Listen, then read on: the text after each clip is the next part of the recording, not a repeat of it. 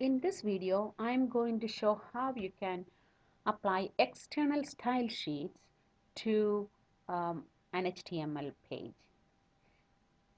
External style sheets are separate text files with an extension .css, and it contains only style rules, the format that we have already, or the syntax that we already talked about. It does not contain any HTML tag.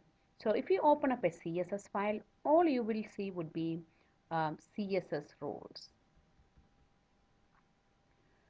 So if you have one CSS file, you can apply that to how many ever different HTML pages that you would like. For example, if you have a web page, if you are developing a web page for a company or a student group, if you want to have the same look and feel, say all your headings should be like blue or with a background of yellow, if you want that rules to be applied to every page in that website, you can have one CSS file, and to that HTML file, you can link the same CSS file. So an example CSS file is here with a body, uh, styling rules, font size and font family, and then H2, and then there is a class name. We will come to that in the next video, how you can use class as a selector. So this rule from this particular just one CSS can be applied to many different files. How do you link a CSS file, an external CSS file, to your HTML page?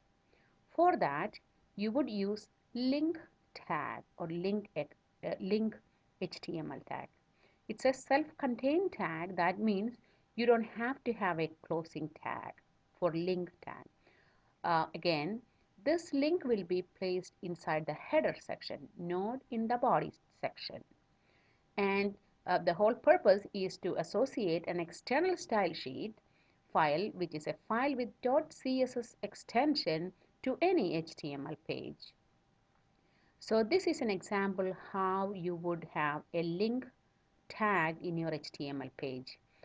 One of the attribute is called rel, that is for relationship, and you say that it's a style sheet. You are applying a style sheet through this link, and href gives the path to your CSS file. It's telling the browser where it can find the CSS file. If you have your CSS file in a separate folder, you have to give the whole path to CSS file.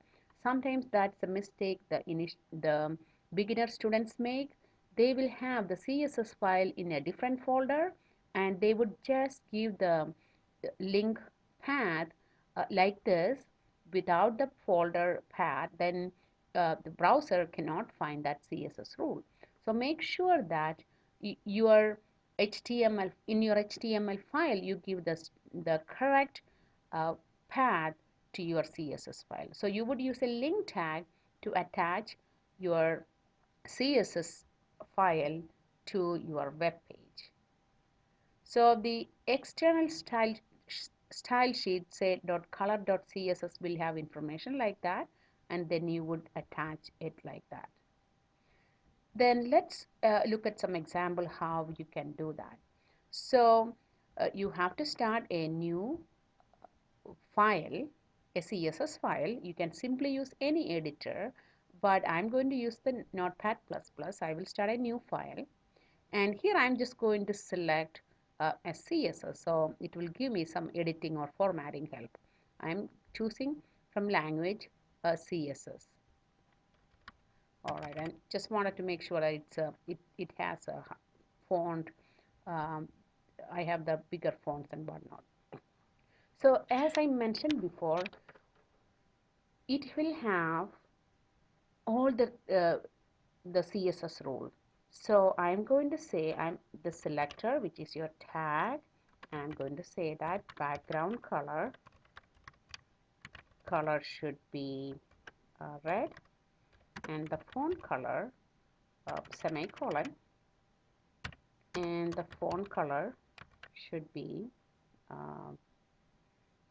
blue or something like that. All right, and you have that there. Then maybe your H1 tag, or you don't have any angle brackets in CSS, no HTML tags in CSS. So for H1, I'm going to say that it should have a um, green background,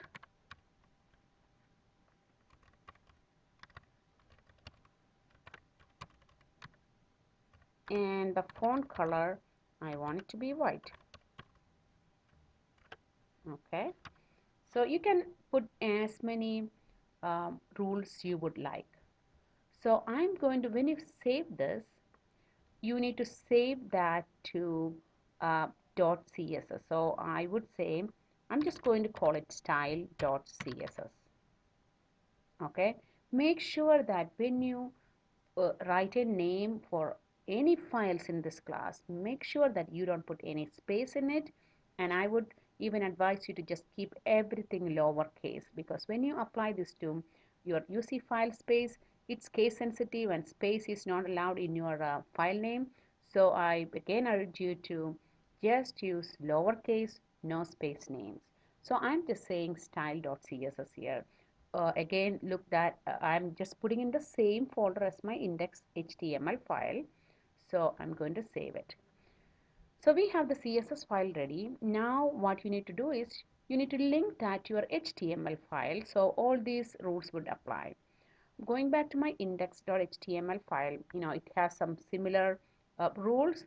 So, if you have an external with the say body color, external style sheet with the body and rules, and then an embedded one, the embedded will have the preference. So I'm going to comment these out. I don't know, we already discussed how to comment HTML. It's using angle bracket, exclamation, dash dash. You will see it put everything in comment, and then you have to end the comment section. So this is all commented out. That means the browser will ignore whatever is inside the comment tag. So the comment tag in HTML is angle bracket, exclamation, dash dash, and the ending tag, dash dash, angle bracket. And the just like in any programming file, if you have comments, the compiler will ignore it. It's the same principle. If you see any comment tag, the browser will ignore whatever you have put in the comment tag. So now the next thing is that is not related to what we were discussing. I just wanted to make sure that my rules in the CSS file will get applied. So here in the header tag, you need to use the link tag. Remember I said link tag, and link tag is a standalone, so you don't necessarily have to have that closing tag. The two attributes, relationship equals style sheet, okay, and then you have to say your href equals, and since I put my CSS file in the same folder as the HTML file, I'm just going to say style.css. If it had been in any other path, you should change it accordingly. So you created a CSS file and named it to style.css, and then you you provide a link to that using the link tag within the header tag. So I'm going to save this, and I'm going to see how it appears. Okay, so if you look at it has the red background and the blue uh, red background and the blue colors, and the H1 tag, I wanted the background color to be green, and then the foreground to be white. So that's what happened. And also let's see whether in here in my H1 tag it already had a green color. That's why it appeared in green.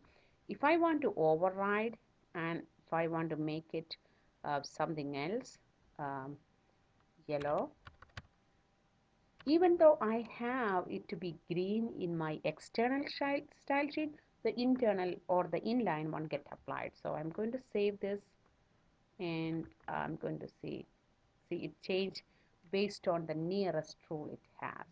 So that is external style sheet. You create an external style sheet with simply CSS rules and attach that to your HTML file using the link, and then you are ready to go.